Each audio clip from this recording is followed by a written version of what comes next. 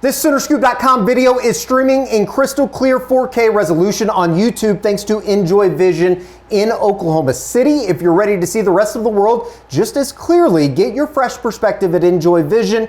Enjoy Vision. This is where Sooner Scoop LASIX. Hello and welcome back. Eddie Radosevich, Bob Przybylo here from the SoonerScoop.com studios. Another week, another Stickball report. 2 weekends left in the regular season for Oklahoma softball. OU baseball with 4 weekends left. We'll get to them in a second as they travel out to Athens, Georgia for a 3-game series starting on Thursday. Here in Norman, though. It's here. It's here. The Texas weekend has arrived. Oklahoma sweeps Mississippi State, a 4-0 victory on Friday night up in Oklahoma City at Devon Park, and then a 6-5 win in Game 1 of the doubleheader on Easter Sunday. They backed it up with a 9-6 win in the second game. And, Bob, all in all, I don't think that you can leave the weekend and go, well, things didn't go well. You swept the Mississippi State team, and that was the first time the Mississippi State, Sam Ricketts team, had been swept this season. Overall, a pretty good weekend, even though there were probably some peaks and valleys, right? Definitely, but a lot of positive signs. You look at what Hannah Core has been able to do at the plate, home runs on Friday and Sunday. The diving catch on Sunday was probably the play of the game. That kept it within striking distance, or else that probably brought in a couple more runs, and you're really struggling to try to overcome that run deficit. And I mean, the story of Sunday has got to be Bella Smith. Sure. You were waiting for some sort of moment where you knew maybe you might be able to rely on her here coming down the stretch. Audrey Lowry didn't have it. The initial start for her on Sunday gives up 4 runs in the first inning, and Bella rights the ship. 4 2/3 score, just perfect. Just nothing more that you really could have asked for. Just gave up a single run.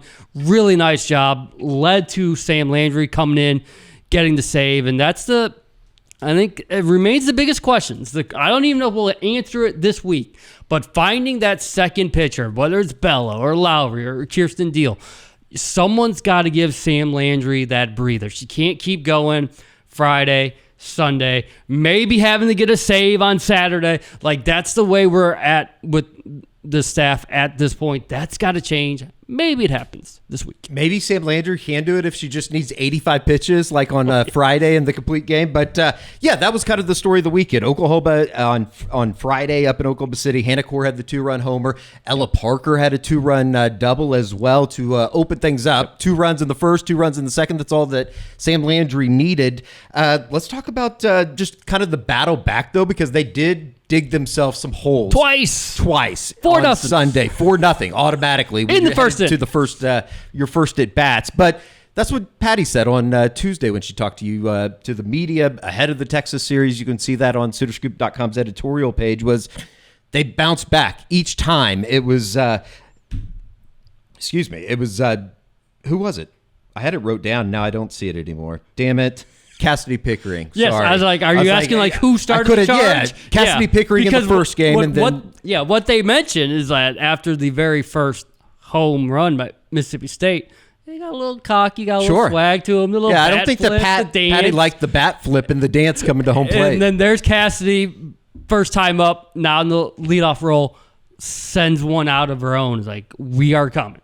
You got 4, good for you. Here we come to. Second game of the doubleheader, Isabella Emmerling breaks a 5-5 tie in the 5th inning with a 3-run shot. And, just building off of previous at-bats, 2 walks ahead of that, and then you make them pay. That's how you're going to have to win games when you get to the postseason. We've seen it over the last 4 years. Something with Emmerling is like when she comes off the bench and we try to get her, do you feel like it's a wake-up call? Because they started Corey Hicks going into that game. And then when I think it was 4-0 in the first inning, we need Bella to be back, back out there. Just like at Alabama, she responded by throwing out a runner, picking them off. Here, the 3-run bomb that was just absolutely demolished. It's like she doesn't say anything about this is firing me up, that they're trying to sit me down. It's like, no, I'm more about trying to get Corey to try to play at a very high level. But there's got to be part of her. We don't believe you. Come on now. We don't believe you. You're they're sitting you down. I know they're trying to give you a break, but they're also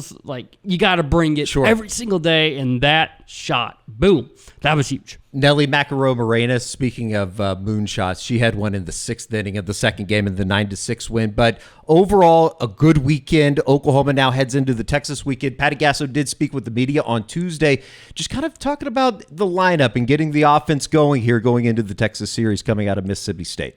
It's good to see this team start to build at bats off each other. So when they score, I think one of the iconic was their leadoff first game, just hitting a monster bomb and just doing a little bat flip and her little dance step to home plate. We all saw it. Pick comes up, does the same exact thing, and that set the tone for the weekend, where they were bowing up. You score, we're going to score right after you, and then we're going to score more. And if you score again, we're going to score more. That was kind of the feeling in the dugout. They're not saying that out loud. It was the feeling that I got from the dugout. Their mindset was, we're just going to keep answering until they can't catch us. Yeah, it's important because we've had a couple tough weekends. And this was the first time, and I love Sam Ricketts, so I'm not saying this out of, Mississippi State has not been swept by any team in SEC conference play.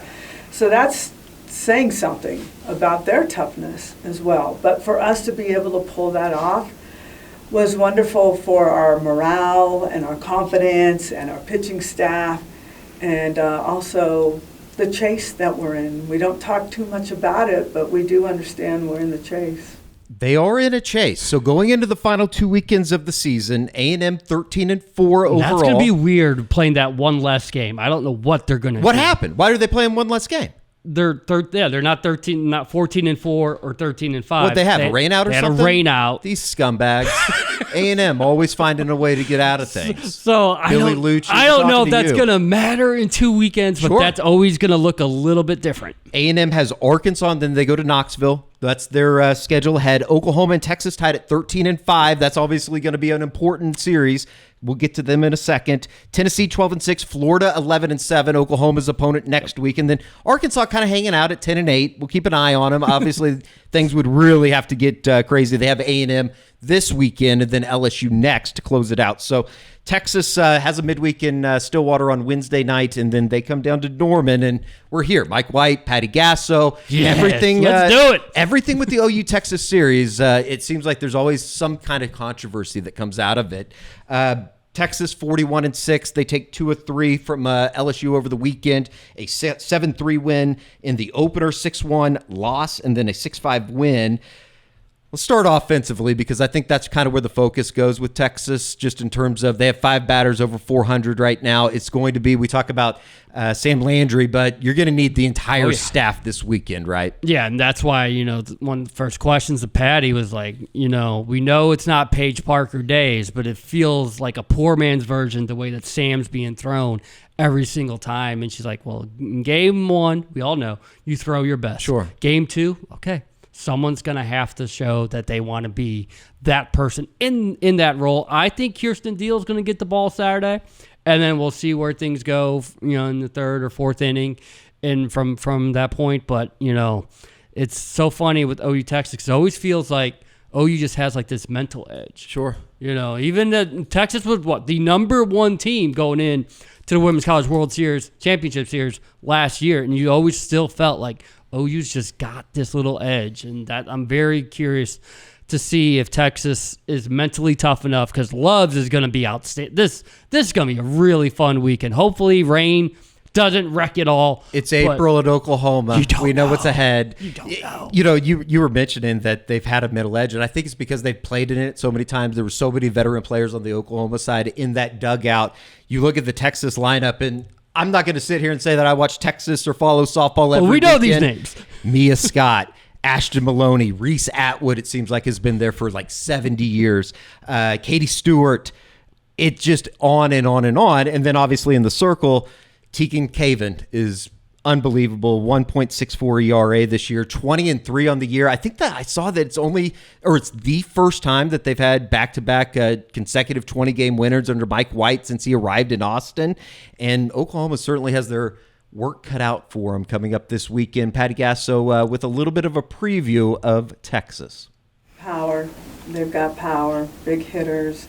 They've got speed, very well balanced, very athletic, good arms in the outfield. Great catcher, one of the best. They've got it all. So this is a huge challenge for us. We're going to have some success off of their pitching staff, have a good game plan, stick to it, not get too high, not get too low, just keep staying in the game, staying ahead of the game the best that we can, both with our minds and with the scoreboard. You know, it does seem like this is kind of what everybody wanted, right? Like there's an SEC regular season championship on the line. Obviously going to be looking at the scoreboard and seeing what's happening in College Station, but it's all out there for both of these teams going into the final 2 weeks and then obviously the SEC tournament in Athens. Yeah, and Patty mentions, like, I never thought this would be possible. All these new faces, some of the injuries they've had to deal with throughout the course of the year, and yet here they are, destiny truly in front of them. They control it. Whatever happens these next 2 weekends, it's up to them to decide where their seating is going to be, not only for SEC, also in terms of RPI, in terms of national rankings. Like, they have put themselves in position to try to make something special happen once again. And it's interesting. You know, I asked her about the freshmen being freshmen. And like, does it still feel that way? And then she went back to like, maybe I didn't stress to them enough what OU Alabama meant. Yeah. Like how big, it's not like we played every year, but whenever we play, it's always meant something. It's always been for, the stakes have been incredibly high. I think we need to do a better job this week of letting them know what OU Texas is all about. Once they hear the crowd at 5 p.m. Friday, they'll know exactly what it's all about. Always a cool scene when Oklahoma goes up to Devon Park, and it looked like that on Friday night as well. Good scene over there. Good weather as they moved through the Easter weekend, and it's here. OU Texas for a big series. You talk about every weekend feels like a super regional. This one certainly will, and then Oklahoma closes out the regular season with a trip to Gainesville to close it out. It's just crazy to me that we're already here at this point. How are we in RPI, lastly, with softball before we move on to baseball, with everything that goes into NCAA tournament and SEC tournament is just going to be a monster. It is. I mean, the RPI is not as kind to OU with what they've been able to do throughout this season. So this would, even though it's home, it's still Texas. So that would be massive to get 2 of 3 to really, leave no doubt. As it feels, the eye test tells you they're a top 5 team, but all the little data points and all this say, their non-conference schedule turned out to be pretty awful.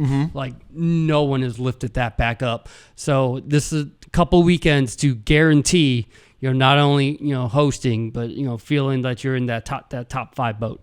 All starts with Texas on Friday night. The difference a week can make for the OU baseball team. They scored 57 runs last week in 4 run rule victories over Bedlam last Tuesday, and then obviously through the weekend with Missouri. And my God, Missouri. I mean, it's just, and they backed it up on Tuesday night, had a really nice game. They lost 13-0 to Missouri State. So that's where Missouri baseball is at. I think 0-30 is definitely in the cards, which is kind of mind-blowing to think that they could do that. Nuts. I don't know. They'll probably end up getting one because of college baseball, but it's just insane. Really good weekend for Oklahoma. 3 run rules over the weekend in the sweep of Missouri, the doubleheader on Friday, and offensively it was great. They lose on Tuesday night, the midweek game to Oral Roberts. They actually just got out of town, headed over to Athens to take on Georgia for a 3-game series starting Thursday night. A little bit of weather involved out in Athens this weekend as well, so we'll be keeping an eye on that. But all in all, I think it's right there. It's much like softball. You're right in the middle of the pack, and you're trying to fight to get I think the big goal right now is you want to try to host a regional, and if you can win 3 of 4, they got 4 conference series left, I think you would put yourself in pretty good position. You might even be able to push to get one of those double buys at the SEC tournament in Hoover here in about a month's time. I start to condition myself when I'm reading your stuff. Like, this name's going to pop up. Sure. That name's Drew Dickerson. What? Yeah. Where? Who? Huh? Yeah, he was great. He was great over the weekend. Goes back to Missouri, obviously a Lee Summit kid. He goes 7 for 12, 5 RBIs, had a home run in the second game of the doubleheader on Friday and the final game of the series, and actually started in right field on Tuesday night. which I thought was interesting because he's been DHing for most of the time, and it's going to be interesting. I'm going to write about this on Wednesday evening. You got Scott Mudler back. He caught for the first time since March 23rd when he dislocated his shoulder against Mississippi State. I think that they want to keep that bat in the lineup with Dickerson, but to do that, somebody's going to have to come out if you want Mudler catching. So I think Easton's going to be your guy, but they do want to get Mudler into the lineup. So I'm kind of interested to see, like, how do you do that? Jason Walk was the odd man out on Tuesday night. I think he's your everyday center fielder. He'll be back out there on Thursday evening when they open the series at Georgia. But it's going to be kind of interesting to see how they go about this process. The big story last week, though, was just the runs. I mean, you go over the last 6 games, they had scored 82 runs going back into the Vanderbilt series. And as it turns out, taking 2 or 3 from Vanderbilt, pretty good. Pretty good. They sweep Georgia over the weekend. Georgia now having to bounce back a little bit. They've lost 4 in a row, which I don't know if you necessarily like going into a 3-game series. They lose to number 2 Clemson on Tuesday during their midweek, but I like where this OU baseball team's at right now. It seems like they have a nice level of confidence coming out of that little stretch where they obviously had a rough patch against LSU and then Dallas Baptist. So that you're able to get it back. We'll see if you can continue on here with Georgia, who's an extremely good team, another top 10 opponent. I want to go back to Tuesday just because I know Patty Gasso is so thrilled. Midweek games are over. Yeah, those are I know they're rough. You just got to get through them. It's a home loss to ORU. Yeah, not great. Is it gonna mean anything? In a month from now. I don't ultimately think that like OU's not going to host because you lost, but it is your first quad 4 loss. Okay, and you can't have those stack up. The good news is you won't have another quad 4 not too game. many other opportunities. They play Wichita State in Norman next Tuesday, and then that's it for the midweek games for Oklahoma. And you're left with Ole Miss, Kentucky, and then Texas, obviously, to finish out the year. Those are the final 9 games. So it won't. No, I mean, Oral Roberts likely will probably win the Summit, as they do every year. And if Oklahoma were to host a regional, you'd probably see Oral Roberts back in Norman. They were here last year. They split the season series. OU obviously went up to Tulsa and won about a month ago. So, in fact, I think it was by run rule, 11-1, if I remember correctly. Yes. But overall, pretty good. And, I think that like the biggest thing coming out of last weekend, if you want to not talk about the offense, I thought that both Cade Crossland and Malachi Witherspoon both took steps in the opener and then obviously in the final game. Kyson pitched in that middle game, the first game of the doubleheader on Friday. It's going to be kind of power versus power. You have a good Oklahoma pitching staff going against a Georgia offense that is absolutely incredible. I mean, the Zambransky kid has been unbelievable this year for Georgia, and I think they're 24-2 at home, so it's kind of a tough place to go have to play, but we'll see. I mean, I think that, to be fair, just don't get swept this weekend, I think would be the reality of the situation. But if you, on the flip side, if you go into a 3, you kind of set yourself up with two home series left against Ole Miss and Texas. Obviously, you got to go to Lexington, take on Kentucky, who took 2 of 3 from Tennessee this week. It's kind of crazy. SEC baseball is just, it's kind of like the softball side of things. It's nuts. It's the best teams in the country playing each other every weekend. And it's where the conference tournament's going to feel like the World Series. Well, it's just weird too because it's a single elimination tournament, but they still have it set up like like a basketball tournament or like the softball tournament with the top 4 teams getting double byes, the next 4 getting 1 bye, and then the other teams all playing each other in the first couple days in Hoover. Maybe you find momentum. I know, like if the conference tournament started today, you'd probably be taking on like an Alabama who's ranked top 15 in the country and like I guess it'd be the second round of the tournament, which is just, it's insane. Then you'd have to go beat Arkansas, who's the number 1 or the number 2 team in the country as of last week. Texas still rolling. They got a big series this weekend. Do they ever? Texas A&M. We were wondering if an influx of Texas writers would come to Love's Field. Sure. And we're like, oh, they play Aggies and okay. A&M I guess versus probably not. Schlossnagle. It's going to be incredible. LSU hosting Tennessee this weekend as well on the baseball side of things. So things heating up with I guess a conference race. Texas winning the conference right now at 16-2, I believe. So I'm excited. Should be fun here over the next 4 weeks for baseball, 2 weeks for softball, and before we know it, we're going to be talking about regionals and who's coming to Norman. Will Oklahoma get a super regional? Will they be a top 8 host? We'll see. It's going to be fun. Oh, yeah. For Bob Przbillo, I'm Eddie Radosevich. That's been a Stickball Report. We'll see you here on the SoonerScoop.com YouTube channel next time.